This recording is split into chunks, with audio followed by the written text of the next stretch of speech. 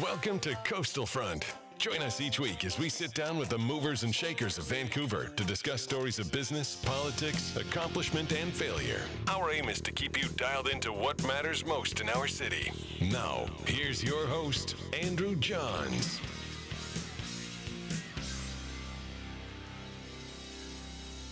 Great.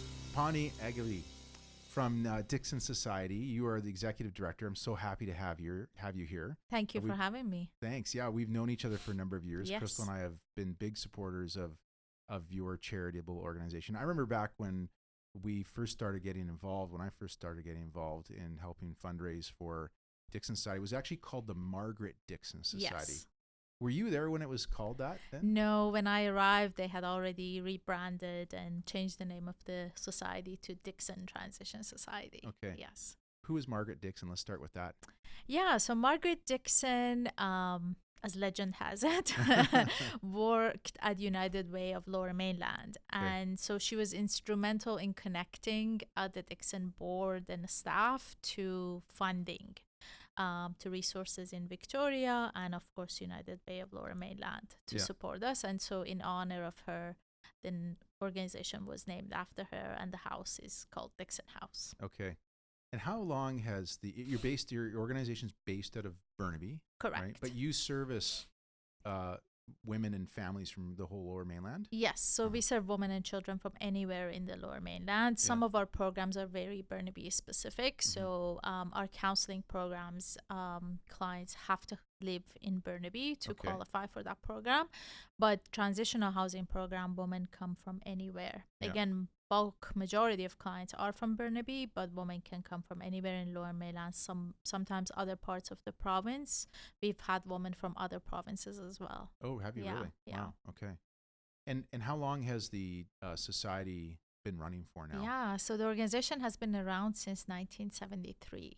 Oh, really that long? Yeah, Oh, I exactly. had no idea. Yeah, it's been over 46 years now. And always based in Burnaby? Always based in Burnaby. Yeah. Yes, it started in the basement of Deer Lake United Church. That's where the board meetings used to happen. Wow. And yeah, it grew from there. It's very grassroots. It had its root very much in the community. The community was called in to furnish the house when the house was first opened. Yeah. Yeah. I mean, it's one of the reasons why I love supporting it, because it really is, in my view, the opposite of what you get with like a UNICEF or a United Way. It's a small, I know you get a lot of volunteers that help out. Yeah, it's pretty neat. Now, you've been the executive director for what, 2 years now? 9 years. 9 years. 9 years. Sorry. Yeah. Yes. Okay. Yeah, we were just talking about that earlier. Yeah. And so what, has there been any kind of big moments for you, sort of big transitional moments or events that have happened in the 9 years that you want to speak about? Yeah, I mean, the organization has transformed quite a lot. When I started, there was a lot of work that had to be done internally. Staff have been amazing. Mm-hmm. The group of staff are pretty incredible, but there was some stuff around operational pieces and policies and that kind of thing that were lacking, needed updating. And so we've done that work, and we really built the capacity of the organization to be able to better serve the families that we serve. So now we have a manager, and she is responsible for making sure that the quality of services are what we envision, that the staff are supported. It's a 24/7 operation at Dixon House, so there's a lot of staff support needed. Critical incidents happen, so it's really important for someone to be present on site. And then I focus on really building the relationship with the community and with the funders and with the volunteers and donors. And so that has been a process for us to get here. Yeah, great. Well, we're going to talk a little bit about who your donors are and the work that your staff do, because you said it is a 24-hour operation at the transition house. Yes.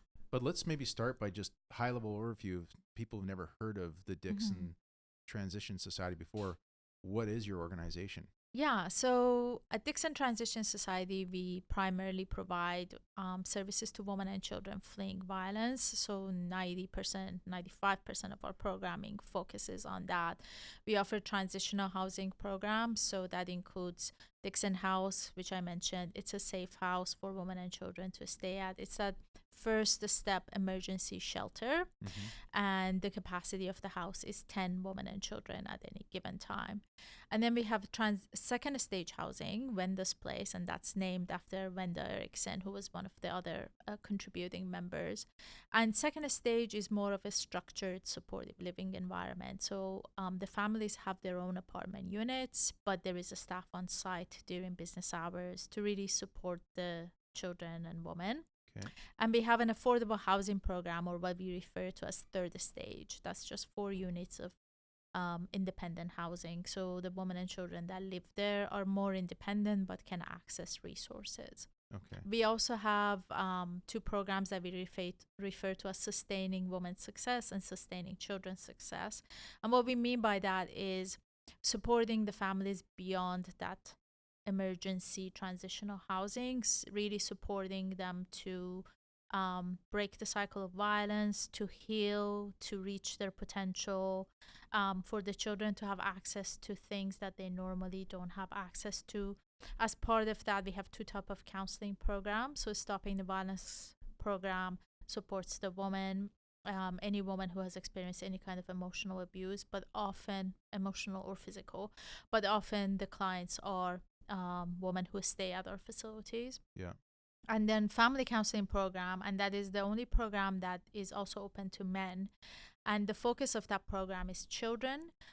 So it is parents and primary caregivers who are struggling with their role as a parent. Yes. And so the family counselor supports them with that. Oh, wow. Wow, that's a lot of really great services. Yeah. Do you find that a lot of the women and children that are in, say, stage 3 or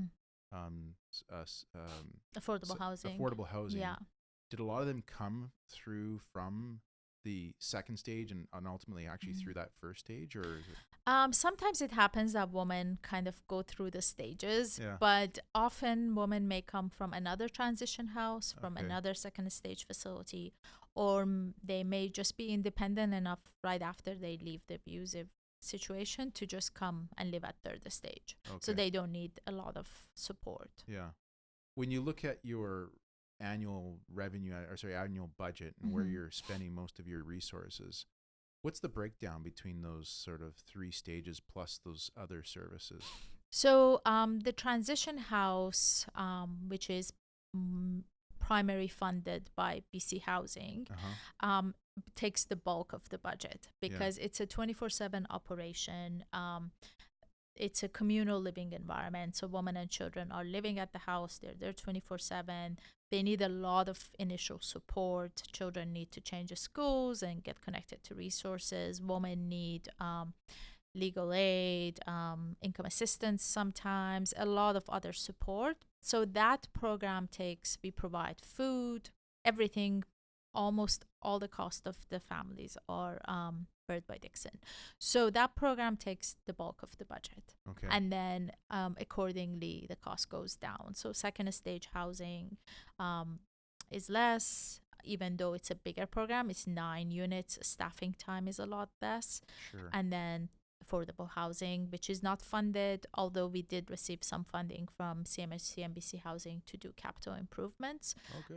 But there is no ongoing funding to support that program. Okay. Our family counseling is next, STV, Stopping the Violence, and then housing outreach. And that is part-time staff who supports the woman move out of our facilities and get into permanent affordable housing. Okay, good. Well, that makes sense that most of your resources be allocated towards the most critical point. Exactly. These women's and children's journey. So your organization, you said earlier, you do take families in from outside of Burnaby, even though you're most of what you do is in Burnaby.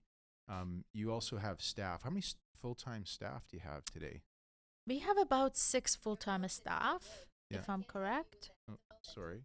My Google on my phone was talking to me, trying to get me to ask you a question. I'm not sure. Yeah. What do you want to know? Go. Sorry. Yeah. How many So staff? about 6 full-time staff, and Okay. then part-time and casuals. Yeah. Yeah. Actually, this actually takes me to one of the things that I always do when I'm as a donor when I'm donating to charities that I always look at is what they call the breakdown. And you get this. You've probably seen this on CRA's website. Yes. So for those listeners who aren't familiar with this, you can Google charitable organizations, Government of Canada, and there's a directory of every single organization that has a charitable number. And one of the things that caught my attention when before you and I even met, when we first looked at donating money to the Dixon Society, is the amount of money that goes to the actual charity. For those who don't know, I mean, if you look at names like UNICEF or United Way or these big organizations, candidly, you're only often getting 60 cents on the dollar because there's so much that goes towards fundraising and administration. Ross, you've got the screen here, so if you scroll down, you can actually, I don't know if you ever looked at this yourself. I have, Pany. yes, of course. So, one of the things that blows me away is that you guys have one of the highest sort of, I call it, highest amount of money per dollar that goes, so you can see there, it's 90 cents on the dollar goes towards your charitable program. Yes. Which I think speaks volumes. But that's also why I wanted to really promote this through the podcast, because I feel like your kind of charities are the ones that probably need more money than those big ones, because you don't have a massive advertising budget. You don't have the kind of branding name that, say, United Way would have. Right. But yet, in my view, you do something so critically important to our society, at the people who are really at the most risk. If you look at all the people that are most risk in our society, children and women of domestic violence, like, to me, I don't know why you wouldn't want to support a charity like that. So as a plug for Thank you. Why don't we talk a little bit about, before we get into the stats, whenever, let's talk a little about, like, what kind of scenarios do you see coming through? Can you get real for us, for the listeners, with what kind of things, like, if I was donating $1,000 to the Dixon Society, how am I helping you? How am I helping the people you support? Yeah. So what is kind of unique about Dixon is that we really have comprehensive services. So we have all the stages of housing, as I mentioned. We have that emergency transition house, but we also have second stage and affordable housing program. So that's pretty unique about our organization. And then at the same time, we have supporting programs like supporting women's success through different counseling programs, the housing outreach worker. So we have all these complements of programs that help build us what we are and make us pretty unique. When a woman walks through our door, usually if she has children, they often come with pretty much nothing. The few things that they could grab really quickly and leave, because the opportunity for leaving safely is limited. And so when they arrive at the house, children are often greeted with a toy or something that would, take their mind off of the situation that they're in, depending on their age, of course. And then they're guided to their room. The family stays together in the same room. If it's a bigger family, they may occupy 2 rooms. And then while they stay with us, that first few days, we kind of let them be, let them sleep, let them kind of recoup. And then we sit down with them and go through what are their needs and what is it they envision that they get out of this process. While they stay with us, there is, of course, the cost of food is covered, the cost of over-counter medication is covered. Sometimes in the past, we have even covered cost of dentists for the woman, cost of medication that they couldn't afford, formula, diapers, all of those things. So donations that come through really help us with that, really help us to make sure that they have everything that they need. As I said, BC Housing is a funder, but that only covers 85% or 80% at any given time of our operational cost.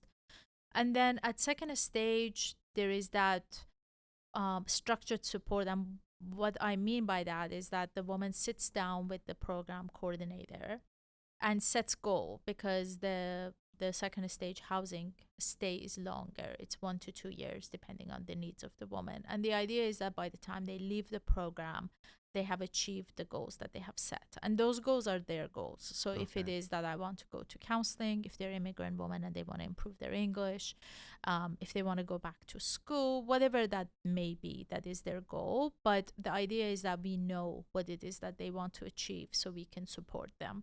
One of the other things that the program coordinator does is surveys the clients every once in a while to see what are the kind of workshops and things that they want to have. So we have volunteers come on site who do resume preparation, interview skills. We have people who come. We have weekly yoga sessions, and almost every woman we have talked to has talked about how that has helped them. Really? Just an hour for themselves, an hour Yeah. to just ground themselves. They have talked about the power of that. Yeah. We have people who come and do dance. We have people who come and do couponing. We have all sorts of different things. We have our counselors do mindfulness, and we have a healthy relationship and healthy boundaries workshop. And for that, we're not talking about romantic partners. We're talking about other family members, your employer, your neighbors. And then recently we received funding from Canadian Women Foundation. And the focus of that workshop it's a series of workshops that is offered throughout the year. And the focus is for the mothers to identify the signs of trauma in their children and then support them, know what the signs are and how they can support them, because that is a really big challenge for the children who have witnessed violence. Yeah. So we really try to... I'm going to make a jump here. I'm assuming there's probably a cycle there that if the children don't learn to deal with that and identify it, then they may become victims of violence themselves. Exactly. That is actually very true. And what our goal is to kind of break that cycle of violence and support the mothers to identify if the child is acting out or not sleeping or not doing well at school. What are the reasons? These are signs of the trauma that the children have experienced, and then support her with some tools on how she can support the child. Yeah. Wow, that's really great. Now, you mentioned earlier that a lot of times these families come with very little because the opportunity to go to safety is not very there's not very many opportunities. Yes. How does a woman, I'm going to assume most of these ladies probably, maybe they're not employed, they're obviously not well off economically, so they might not even have a lot of resources or a computer. Like, how would they even know that Dixon Society exists, and how would they get in touch with you in the first place? Yeah, so we have a pretty good reputation in the community. So, and of course, if police is involved, they know. Victim Services is aware of our services. Oh, I see.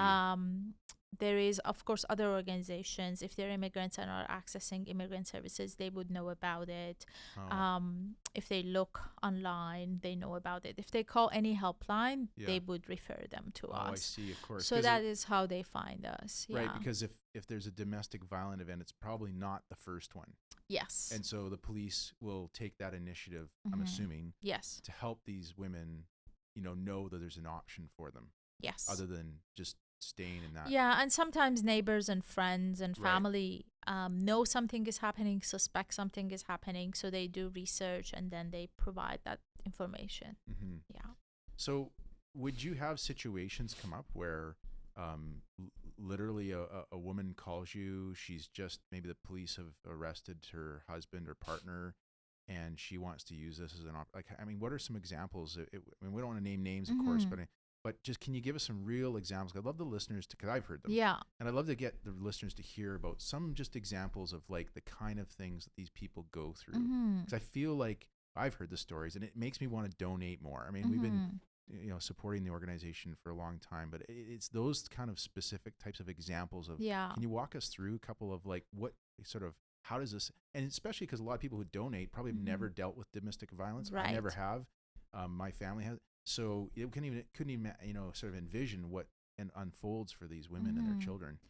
Yeah, I mean, there is, unfortunately, violence and abuse comes in many forms and shape. It comes in economic, emotional, and of course physical violence and abuse. And we have women who have experienced severe physical and emotional violence. They share their stories with us. Sometimes they don't. It's totally up to the woman. So we don't ask them to divulge details of what has happened to them. Yeah. But we have had situations where there has been severe violence, where the woman has really been afraid for her life and for the life of the children. We've had cases where they were attacked and choked or threatened with weapons. They were pushed down a stairs. So there's all sorts of different horrific scenarios. But I think what is really what we try to focus on is the resilience of the woman and how they resist while they stay. So they display the resistance in many ways. So women resist going back, you mean? Or? Yeah, well, no, but like when they are in the situation that they are in, their power is taken away from them. So their connections to their community and friends are slowly taken away. Like you said, they may not be working, or if they're working, he's still controlling the finances. Oh, I see. And so they resist by like putting change away slowly, by hiding like little pieces of clothing and toys away slowly, and connect with resources and wait for the right moment to leave. And then when they arrive, I mean, do you even coach these ladies on when's the right time to leave? Yes. So like, will they call you when, let's say, this the man is out for 20 minutes? They can make a quick phone call and get some advice. Yes. So when we receive the call, the first thing we ask is she safe? Is she safe to speak with us? And then if that is the case, then she might say, I only have 10 minutes. Then we do a really quick safety plan, and sometimes we hold the room for the woman if we know she's coming and she's ready to get away any moment now. And we do safety plan. We walk her through what are the things that she needs to bring if she can. Documents, personal ID, medication, prescription, anything that she can bring with her that assists her later as she accesses resources. Gotcha. Yeah. And you can, I guess, because you're running a 24-hour operation, can women show up at any time? Yes, so women call us at any time of the day, really, and depending on how they can get to us, sometimes they can get to us safely, sometimes we may have to pay for a cab, sometimes we have to meet them halfway. So we arrange all of that with them. Okay. Yeah. What about the children themselves? What's what age ranges? Do you have any restrictions on how young the children can be or how old they can be or anything like that? No, we've had children born at the house. Really? So we actually had recently a client who gave birth while she was at the house. I mean, she didn't give birth at the house, but like she was expecting, and she came back from the hospital with a beautiful baby. So we've had, that must cheer people up, right? Yeah, newborns. Except when they're crying, but newborns, and we also have, as old as 17, 18. Okay. If the children have any developmental disabilities and are older than 18, they're still welcome. Yeah. We've taken grandmas in because sometimes the woman has her mother living with her, and that's not safe. So we've taken the whole family sometimes like that. Wow. Yeah. And with respect to the women who come, are there many immigrant women, or are they a combination? I mean, we have a number of immigrant women, but we have Indigenous women, we have Canadian-born white women, we have a variety of women come and access our services. Last year we did extensive research into the impact of our programs. And it's called Project Impact, and it's actually on our website if any of the listeners want to go and check it out. But one of the things that surprised us even was the number of women who had post-secondary education. Really? It was so surprising even to us. I think 70% or something 70% like that had post-secondary education, if I'm remembering. Or, college or bachelor's or high education. But so it really speaks to how domestic violence can happen across cultures and education and economic backgrounds. I would never have thought that if you asked me. I would have thought this is going to be people are uneducated, very, very poor, Yeah. No. How And actually, this is something I learned recently. The highest number of crimes in West Vancouver is domestic violence. in West Vancouver? In West Vancouver, which is like one of the richest municipalities. Is that right? In our city. And do you guys service West Vancouver as well? I don't know if we've had any woman from West Vancouver. They probably access resources in North Shore or in distance, Vancouver. But yeah, so it cuts across all cultures and class and income and education level. Yeah. What's the average number of children that a mom comes with? Is there there's more than one most of the time, or? Yeah, it depends. I mean, sometimes we have one, sometimes we have four. Four. It What's really. the most you ever had? I think we had 5. 5. We had a family that had 5 children. Wow. Yeah, and ranging from like 2 to 16 or something. Wow. Yeah. Wow, amazing. Yeah. This is the impact page here, I think. Yes, Project Stories Impact, of Resilience, yeah. So that's the Stories of Resilience is a series of interviews that our communication and development coordinator did with the clients. Yeah. And they're really inspiring. And then Project Impact is like the result of our research that we did. Yeah. Oh, that's great. Now, your organization, you're the executive director. You have a board. Yes. How many board members do you have? Right now we have 6 board members. 6 board members. Tomorrow night is our AGM. Oh, is it? Okay. I think after that we are going to be 7.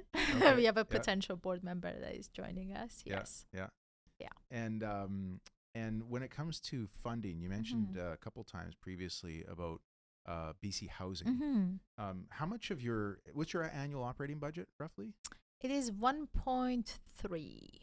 1.3 million? Yeah. That's it? Yeah. That's all you got to work with? Yeah, it's not significant. Wow. And how much of that comes from government funding? 80% of that is government funding. And yes. I know the federal Liberal government has been really big, at least on sending a lot of money for women and children overseas. Do you see it here domestically as well? Have you gotten much in the way of additional dollars from this the Trudeau government? So when the Trudeau government first came to power, one of the fundings that they provided was to transitional housing programs to make capital improvements to our facilities. And so we have done that in the past 2 years. We have done a lot of capital improvements. Yes. Yeah. So it was allocated from federal government and distributed through BC Housing. Through BC Housing. So how much did you get in there? Last year we received $85,000, and so we will be receiving some more this year for a third stage. And did you get some before that? No, it's been dispersed through span of. It's going to be dispersed through 3 years. 3 years, yeah. So 85,000 was for our transition house, and a little something close to 70,000 for a second stage. Yeah. Okay, so government funding, which comes from if it's federal, it still comes through BC Housing. In this case, it did. Yes. This case. Yeah. Do you get any now? You're Burnaby based. Do you get funding from the City of Burnaby as well? So City of Burnaby supports us in a number of different ways. So our transition house is on leased land from City of Burnaby. Okay. They supported our second stage project by providing the land and funding, and they provide us with lease grant for our rental offices on Holdham Street. Yeah. And we are really hopeful that they will soon provide us with land and funding support to build 20 additional units of housing. So BC Housing is at the table ready to go with funding, and the City of Burnaby will potentially lease the land to BC Housing for 60 years and expedite all the process and potentially provide some financial support. Okay, so big push. Hopefully, Mayor and City Council for City of Burnaby are listening to this reminder that they could really help a lot more families if they get on board with yourselves and BC Housing. Yes. Well, that's great. Have you found the new provincial government to be quite helpful with your services? Yes. I mean, I can't really name something specific in terms of funding. We still actually haven't received our final funding numbers for this fiscal year, for 2019-2020 fiscal year from BC Housing. When's your fiscal year end? March 31st. Okay. Yeah. So we are still waiting on that. We had some increase in funding, so we were able to increase the number of hours from our STV program. Yeah. But nothing concrete in terms of funding yet. Yeah. Okay. Now you said 80% comes from government funding. Correct. And then the other 20% comes from where? Donations from Yeah. the community members, donation and fundraising. Yeah. Yes. Now, what kind of events do you do for fundraising so that the general public can become more aware of the Dixon Society? Yeah. How do you get your name out there? Yeah, so yesterday actually we participated in the Scotia Charity Challenge. Okay. Our goal was to raise $20,000. Oh, this is for the half marathon. Yes, Yeah, yes, yeah. So we raised $20,700, $715 to be exact. So that was amazing. That was for our child support program. Yeah. So our child support program was partially funded by United Way of Lower Mainland, and the funding was cut by half, and then will be eliminated next year. So we are really focusing on raising funds for that. And then in Christmas, we also always do an annual Christmas jazz concert. Miles Black volunteers his time. He's done it for 8 years now. And the Brentwood Presbyterian Church provides the venue. Dr. Fraser is a jazz enthusiast. So we have that event every year, and every year it sells out. And so that's a community fundraiser that we do. Yeah. And of course, throughout the year, we welcome donations always. Yeah, and you and Crystal have supported us generously throughout the years. Yeah, well, it's been easy to do. So we have a number of organizations that support us, and then a lot of individuals that just sponsor one family, and depending on their means, they sponsor bigger or smaller families and really support us throughout the year. Yeah. Okay, that's good. Yeah, and I believe you guys do a big Christmas dinner at the house too, right? Yes, we do a Christmas dinner at the house, a Christmas dinner at second stage, where we also invite the third stage clients. And it's really one of the things about the house is that I remember when I first started at Dixon, and I went and I did a tour, and I went to a bedroom, and it was like really emotional to think that you pack everything and you come to a room in a communal space, and it can be very difficult. But then as I went back to the house, it's like I said, women are so incredibly resilient. Staff are so kind and generous and really good at their job.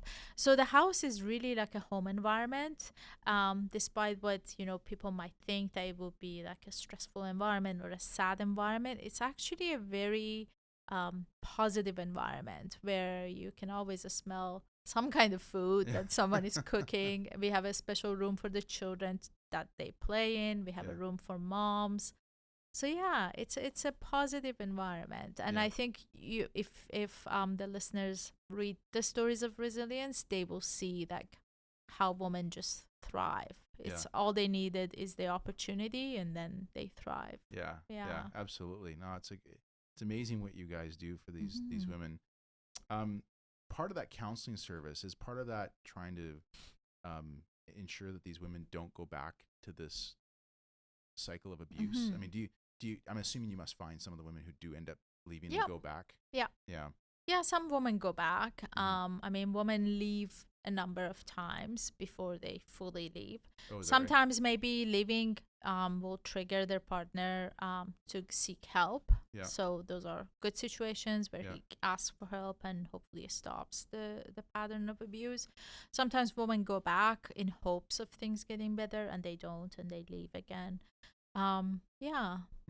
It happens. Do you have any examples that you can speak about, whether you can name or not, that is like a real success story, like a woman who really just was in a horrible situation is over the last 5, 10, 15 years is maybe come back to inspire other women? Do you have any examples of that? Yeah, we actually have a number of that.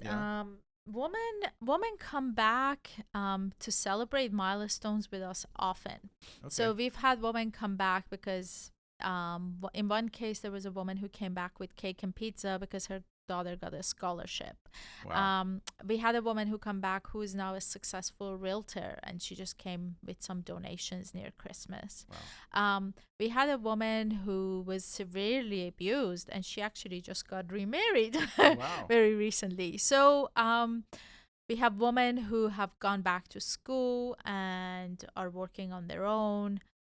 There is all sorts of success stories. It's really amazing. Yeah. Wow. The other thing I want to talk about is going back to your comment about the children and helping the moms identify when the children are dealing with trauma. Do you have counselors to work with that specifically work with children? Yeah, so we have the family counseling program, and sometimes in that program she may see adolescents, but for children we refer them to community resources. So children who witness abuse program is offered by other organization in the community, and we refer the children to that program. Sometimes the counselors come on site and see the children on site. Our child support workers really focus on connecting children with art and summer activities and gardening and all sorts of things like that, with support, with enrollment in a school, tutors, but not specifically counseling for children. We rely on other organizations for that. Now, you actually I remember mentioning earlier about schooling, and because you only have one transition house, I believe, right? Yes. Yeah. How long are people there typically for? So the length of a stay is meant to be 30 days, but with the housing crisis, it's often 60 days. Oh, wow. Because it's so hard to find safe and affordable housing. So during that time, let's assume that a family's come to your transition house and they're nowhere near the catchment that they may have had children in school before. I mean, first of all, I'm making the assumption that the kids are even in school. Is that Yeah, most of the time they are. Yes. Like if they're school age, they'd be in school. Yeah. So what do they do during that time? Do they get homeschooled? Is there a local school that helps take them in? Or we have a relationship with our local school, so they support enrolling the children that come to our facilities. Yeah. And if it's a very high-risk situation, then they may be homeschooled at the transition house. Right. But often they are enrolled in our local school. Until they can find a second stage housing and get established, and then they'll go to that school. Yeah, exactly. Yeah. Okay. Yeah. Wow. Well, Pany, this is really great. We're going to take a quick break. And we're going to come back and talk a little bit more about Dixon Society and all the great work you're doing. Excellent. We'll just take a quick break and come back. Thank you.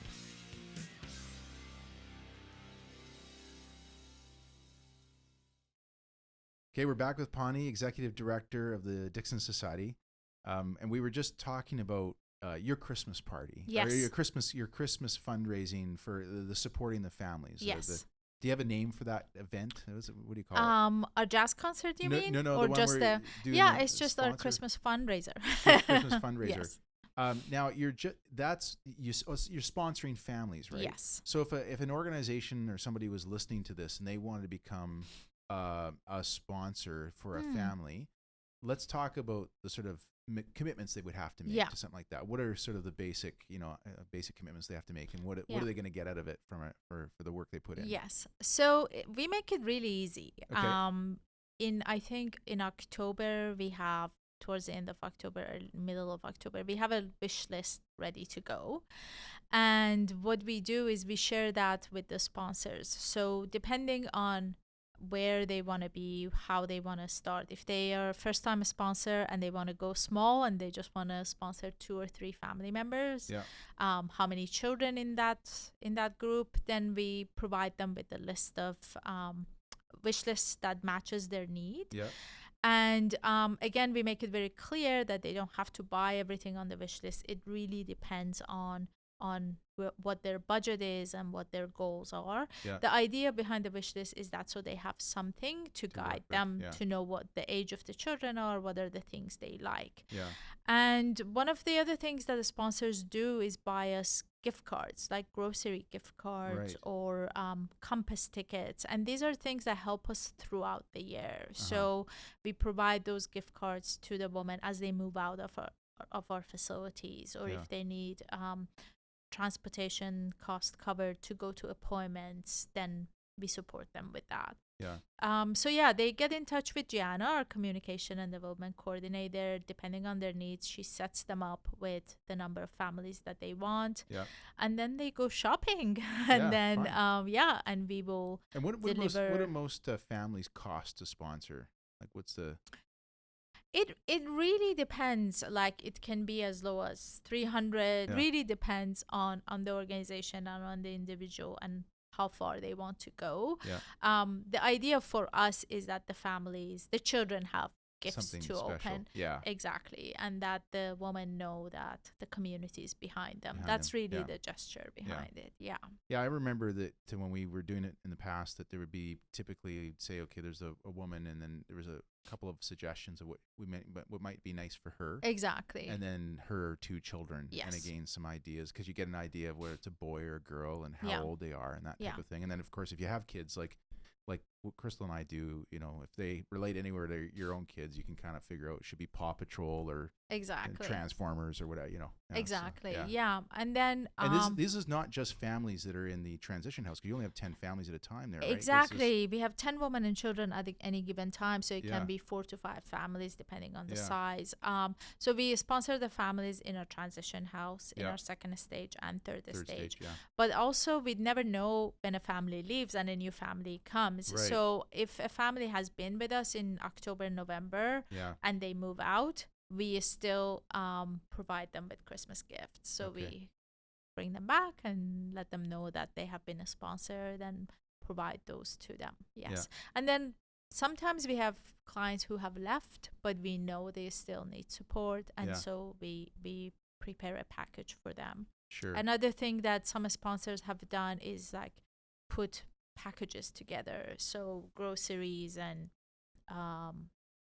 hygiene items and diapers and this is even pajamas outside of Christmas time. Yeah, sometimes it's done through Christmas time because it happens that people are really aware of it during that time. They're shopping for themselves. They're really aware of their privilege and they want to share. Yeah. So usually community steps up to an incredible level during that time. And so sometimes organizations do pajama runs and buy us, 30, 40 pajamas for the kids throughout the year. Do you remember the time? I remember you coming back from Hawaii with luggages of clothing for the children. It was incredible. Yeah, I can remember this so well because I had never bought so many clothes from the Gap before. Yeah. We were in Hawaii and it was Christmas. It was after New Year's. It was like the Boxing Day sale. Yeah.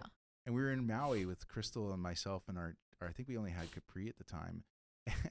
And there was like this. The Canadian dollar was at par with the US dollar. Yeah. And it was like an 80% off sale on all these little kids stuff. And I remember we didn't even have enough. We went and bought a new piece of luggage, which cost us more than all the clothes. Yeah. And I remember because you came by and we had like just mounds and mounds of pajamas and stuff for the kids. Yeah. So, yeah. I still get emotional about that. That was incredible. I can't believe fun. You and Crystal did that. Yeah. I just remember being in the store and it took like half an hour for the lady to ring through every single item. It was so funny. We cleaned that store out. I don't think Gap has ever seen one. And I remember you donated the luggage too, so we gave the luggage to someone who was moving out. Yeah. Oh, that's good. So if families would want to, do you have individual families that want to also sponsor families? Like, do you ever? Yes, we have board members who sponsor individual families. We have incredible donors who sponsor individual families. Yeah. Yes. And I know the other things that I've found has helped me in wanting to continue to support Dixon is you will give me ideas of where you want to put money towards. Mm-hmm. And I think that's really important for you. I'll keep that as advice for you to keep doing that when you're talking to, whether it's corporations that want to make a donation or individual families like Crystal and I, is when I remember we helped with that playground in the backyard, right? Yes. And because you need a combination, you also had some volunteers help put that together, right? Yeah. So you donated the funding for the playground, and then for removal of the old one and preparing the grounds again. And then we had volunteers who came in and just put it together. Yeah. And actually, a month ago, not even a month ago, we had another group of volunteers come in and repaint it. Oh, really? So it looks brand new again. Oh, great. Yes. So we do projects throughout the year. So, for example, the capital improvements that I mentioned that BC Housing and CMHC had funded, $10,000 of that came from Raymond James Foundation. Right. Throughout the year, we have other capital improvements. So you have a number of times donated to that where we needed new doors and playground, and we had kitchen renovated and upgraded. So because of the number of families that go through the facilities, we always have to maintain the facilities. And our goal is to not only have it be a nice space, but to be a safe space, and that requires attention to those kind of things. And so we always have room to receive funding and support for that as well. Yeah, that's great. Yeah. Let's jump to some of the stats, because we were going to look into those, and some of them that are was quite surprising to me. I remember when you first spoke to these about with our group a couple years ago.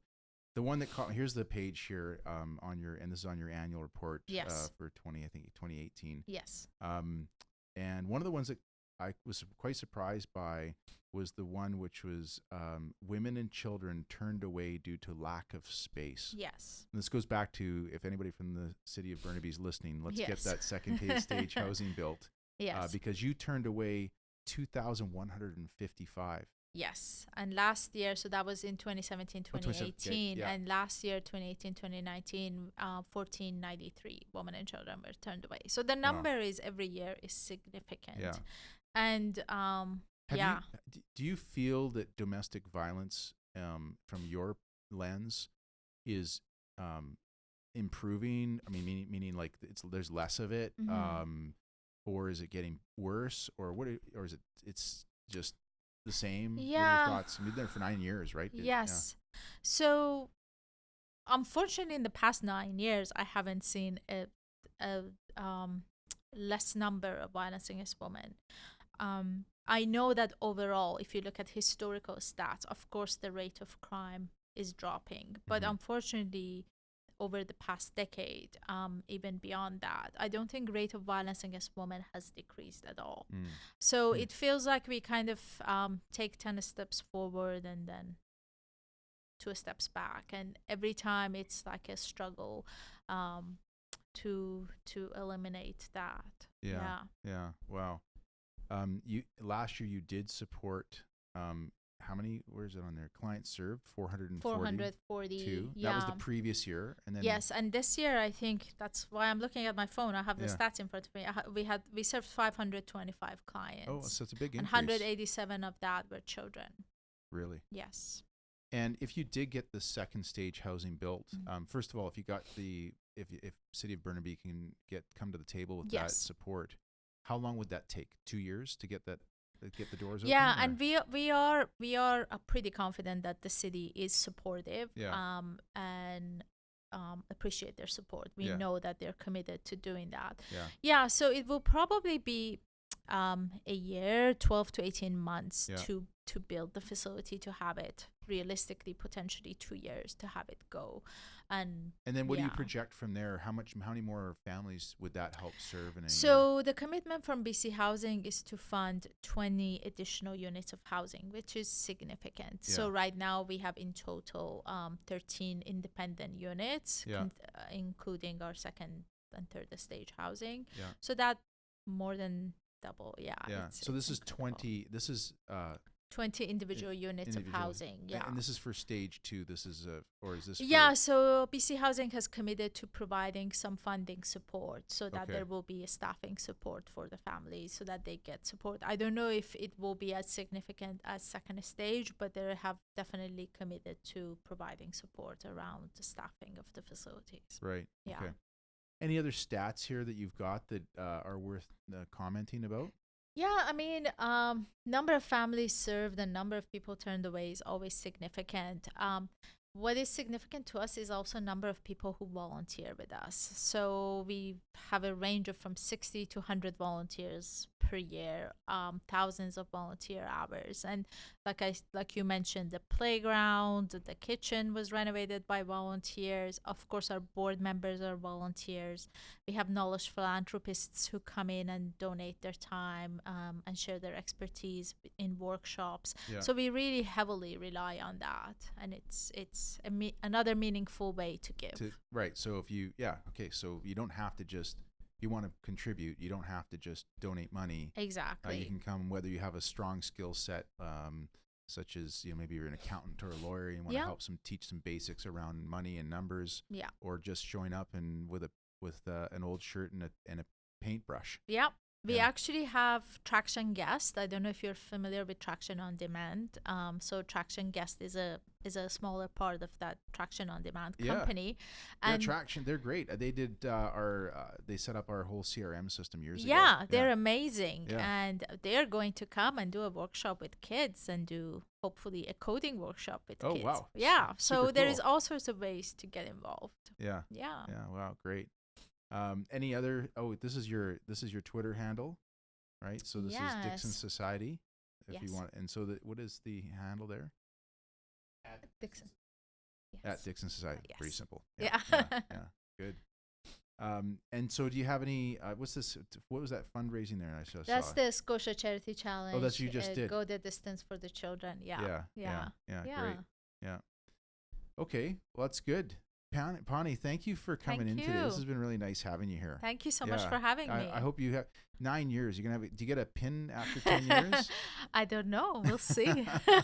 Well, hopefully we'll be able to find out next year and not go anywhere. Hopefully, I know that the society really values all the work you do. Thank you. And so do I. And I think it's really neat. We're happy to continue to support it. And if any families or companies are out there, they want to get involved, they should what should they do if they want to get involved? Yeah, they can check out dixonsociety.ca. It's Dixon, and there is information about different ways to give and participate, or they can connect with our communication and development coordinator, operations at Dixon Society. Okay. I am happy to answer any questions. And if they want to call somebody, what's that lady's name again? Gianna Fanner. Yeah, okay. She's our development coordinator. And what's the best number to call? 604-433-4191. Okay, great. Yeah. Well, Pany, thanks again. Thank you so much. Best of luck this year with your society. It's great. Thank you so much. Thank you.